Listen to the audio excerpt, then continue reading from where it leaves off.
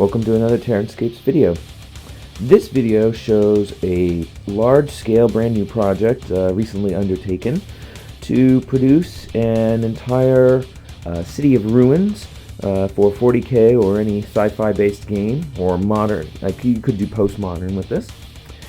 The goal of this project was to create a 4x6 tables worth of terrain that would provide enough buildings, rubble piles, craters, barricades, razor wire, etc.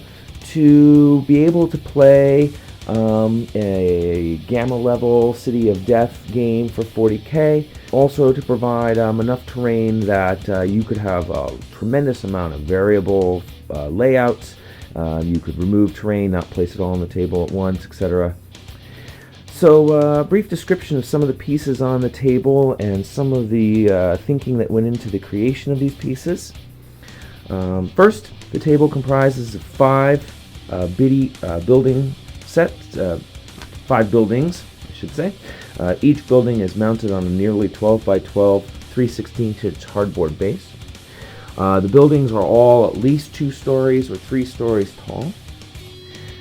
2 of the buildings are made with Pegasus Hobbies building kits, which feature a nice Gothic style. The other 3 buildings are made with the GW City construction kits, the Imperial Sector set. So this is 3 buildings from that set.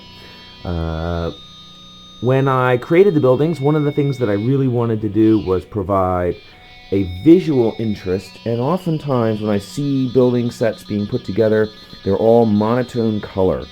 And while the color is probably not going to show up fantastic on this video, the goal I had was to provide enough color diversity that it really made the table look more interesting. So I picked a couple primary colors for the buildings. There's a dark green, there's a sort of a slightly lighter green, there's a deep burgundy red, and then a sort of a very gray off-green color here, and then a traditional more gray style building. One of the things I decided though as I was working on this project is that often I see buildings either that are not accompanied with enough rubble, or the rubble doesn't really seem to match the building. So what I did is I made sure that each of the rubble piles for the buildings involved reflect the building wall color. Since these buildings are going to be destroyed and crumbled themselves, it seemed as though the rubble should match the building. And I think it adds a much more realistic look to the table and sort of ties the rubble piles together and allows for some other color to be placed in the various rubble that appears throughout the city, really helping to break up that monotony that can be so often a detriment really to large cityscapes that I've seen a lot of hobbyists do. A couple mentions about the rubble piles. When I wanted to create rubble, one of the things that I noticed is that very frequently people either don't have enough or the rubble doesn't look realistic. And when you have basically demolished buildings, you're going to get a lot of right angles, you're going to get a lot of sharp, craggy edges. You're not going to have the appearance of gravel, which is an often used material. So what I did is I actually hand crushed with a hammer a large amount of extra. I've been saving all the extra castings I used from UltraCal. Any of the castings had imperfections. I've been storing them in a box. And basically what I did then is I crushed it all down by hand, sorted it according to size, and then applied it to either the base directly or to a foam insert within the model to save on some weight and space. What this does is it provides for a much more realistic distribution of gravel, or not gravel, but rubble, by producing some very large pieces which form the foundation. Then I can add some diversity of size, and we can have dust in between the cracks. I can scatter the smaller bits around, and because these are all crushed by hand and sorted, I can make sure that it has a uniform appearance and that the small pieces don't look like gravel added to big crushed pieces of concrete, etc.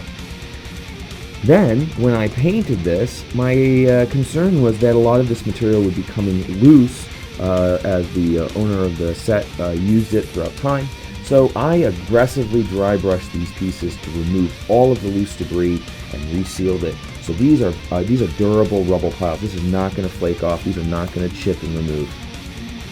Then, let's see. I also wanted to tie that look into all of the Barricades and razor wire sets for the table. So I brought in the same gravel onto all of these stands. Let's see if I can pull back so you can see that in focus. And I added to the rubble piles details to sort of bring them out a little bit and make them look a little bit more realistic. So I added in some sprues. There's I-beams scattered throughout. I gave them a little bit of a metallic rust finish. There are pieces of building walls incorporated into all the rubble. There are pieces of burnt areas and scattered in debris. There are razor wire pieces added to some of the rubble on each of the building bases. Each of the rubble piles or areas throughout feature scorched areas from fires, so that the pile has a diverse look but yet has a uniform appearance that ties well into the set overall. One of the things I've noticed is that a lot of hobbyists a lot of miniature gamers collect their terrain piecemeal, and you end up with a table that looks like that. And I wanted to create an entire set at one go that would tie together all of the major themes of color, shape, texture, and sort of aged look, and so that this set looks like this city all goes together. Again, a couple more pieces, some walls added in, and the wall pieces reflect the buildings that they're accompanying to, so you get that uniform appearance. I also added in for the buildings, I added in some additional flooring, styrene sheeting to provide for a total appearance of flooring all the way down to the building. It's the city set that GW produces really doesn't have quite enough pieces to produce full-scale flooring on all tiers, so I had to go a little extra and add in those bits. But I think it adds, again, what it adds is a little bit of diversity. One of the risks with the GW set is that you end up with these very stark Gothic buildings that are incredibly busy visually. And I will say that these sets are gorgeous. I've been very impressed with the city sets that GW produces, but it makes for a very busy city. So by bringing in a couple Pegasus sets, what we get is a slightly toned down look. You get some nice detail, but it's a little bit different than the incredibly detailed skull iconography on the city sets. And again, added in some styrene pieces for some flooring, some reinforced flooring, so you could have a true second floor, I should say. So I think it makes a really nice, balanced visual look. I also added in, as an experiment, a couple pieces from the platformer set that Pegasus puts out. The platformer set's a little bit different look. It's got a slightly more industrial setting, a little bit more of the finished metallic pieces with rivets and etc. So what I did is I added those pieces primarily to this piece, which is to represent a manufactorium, so that you could have a large smokestack, an upper tier for troops to have a high vantage point, and added in a little bit of some of those more industrial pieces to kind of finish off that look.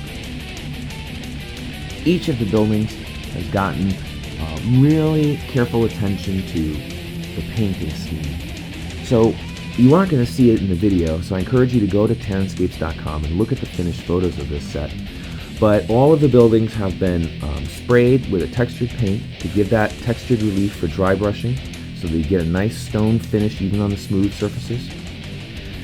The buildings have then gotten subsequent washes to create staining, to give a mottled appearance of buildings that have been exposed to the weather for some time. Areas that have suffered significant structural damage, I gave some scorch marks to show some fire damage there. Give you another example. You can see in this building, a little light scorching on those exposed corners that have been blasted.